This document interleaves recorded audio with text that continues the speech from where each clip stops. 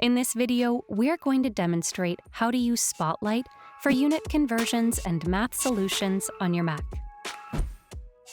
To open Spotlight, press Command and Spacebar.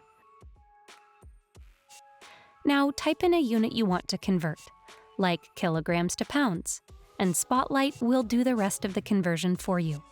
You can do this with multiple conversion units, such as kilometers to miles or degrees to Fahrenheit. No Google needed. Simple, isn't it? To perform simple math conversion, type in a math problem such as 365 minus 278.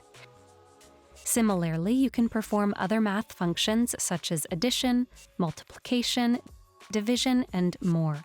You can continue writing other math problems and get solutions from Spotlight in return. Hopefully, this trick has helped you master this Spotlight feature for your Mac. So why not elevate your tech skills more? Subscribe to Guiding Tech and delve into one of our specially curated videos just for you.